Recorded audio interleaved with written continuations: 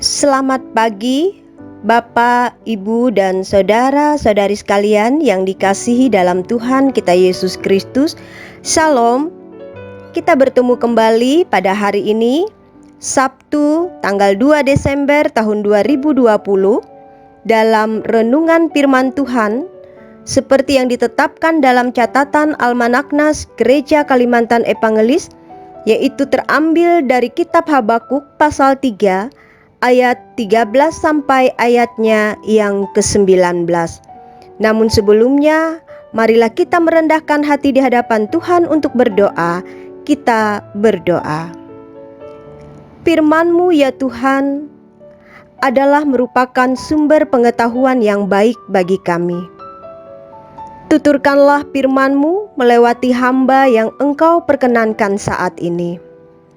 Biarlah Roh-Mu memampukan kami untuk mengertinya dengan baik dan menerapkannya di dalam kehidupan kami tiap-tiap hari. Amin. Perikop nas kita hari ini berkata, doa Nabi Habakuk. Saya akan membacakan pada ayat 17 dan 18 nas kita yang berbunyi demikian. Sekalipun pohon ara tidak berbunga, pohon anggur tidak berbuah, hasil pohon zaitun mengecewakan. Sekalipun ladang-ladang tidak menghasilkan bahan makanan, kambing domba terhalau dari kurungan, dan tidak ada lembu sapi dalam kandang. Namun aku akan bersorak-sorak di dalam Tuhan, beria-ria di dalam Allah yang menyelamatkan aku. Amin. Tema untuk kita hari ini adalah jadilah orang Kristen yang tidak hanya meratap, tetapi juga memuji Tuhan.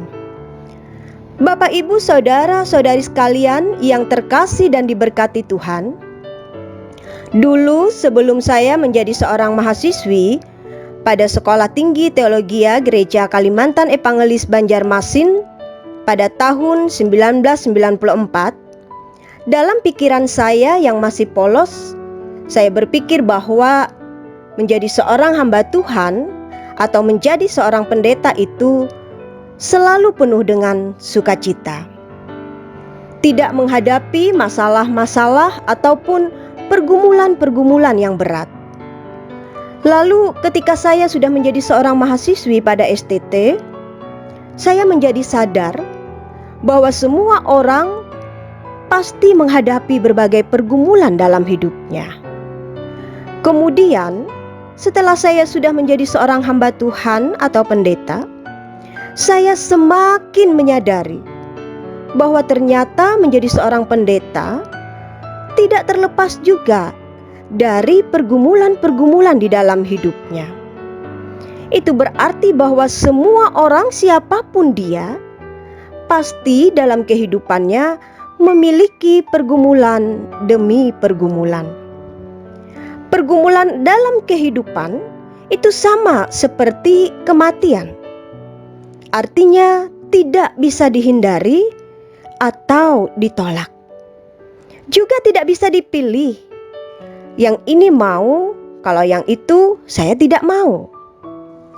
Dalam kitab Habakuk ini menceritakan bahwa sebagai seorang nabi, Habakuk menghadapi masa-masa yang sulit dalam hidupnya.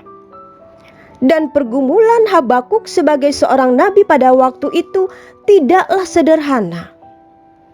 Ia bergumul dengan masalah-masalah yang terjadi di dalam negerinya. Ada berbagai macam kejahatan yang dialami oleh bangsanya, yaitu seperti penindasan, aniaya, kekerasan, ketidakadilan, pertikaian, bahkan orang-orang fasik mengepung orang-orang yang benar.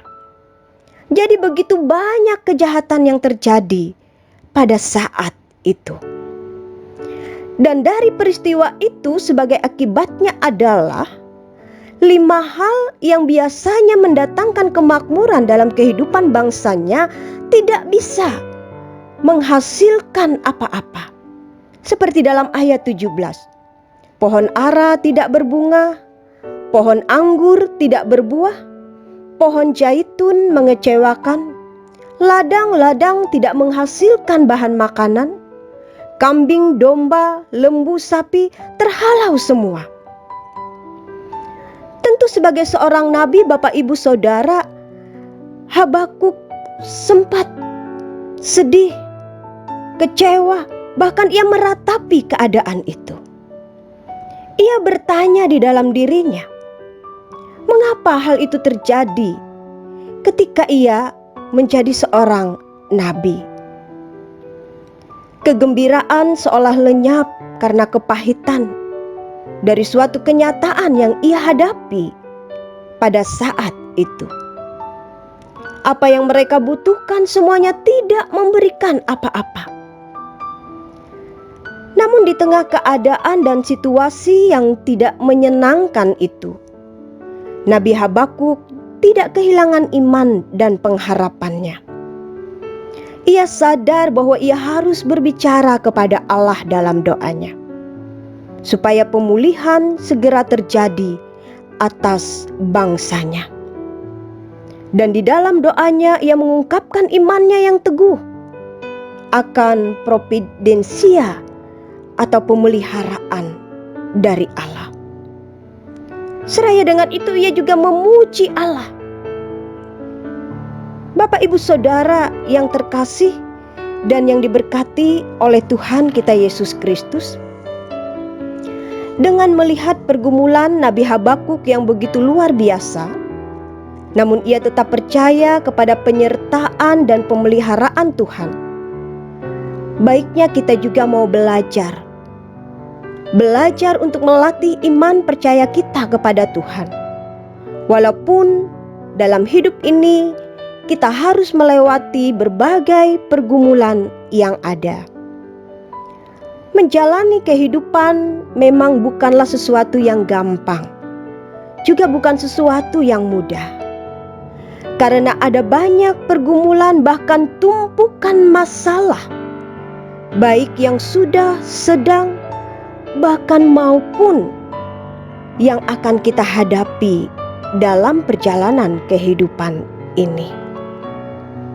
Bersikap defensif atau bertahan dalam iman dan juga pengharapan kepada Tuhan jauh lebih baik daripada bersikap skeptis atau meragukan penyertaan dan pemeliharaan Tuhan.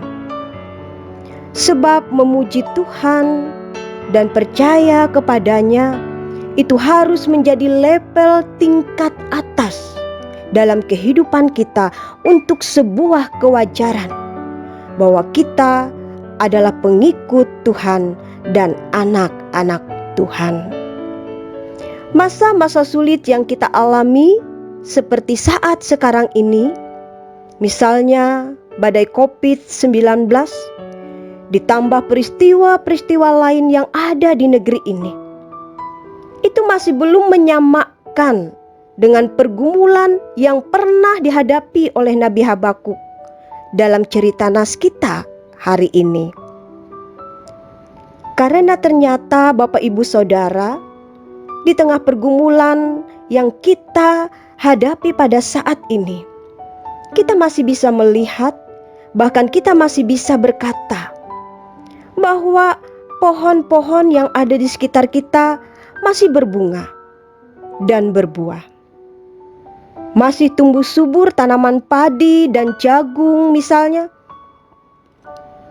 Masih ada binatang peliharaan dan lain sebagainya yang bisa kita nikmati.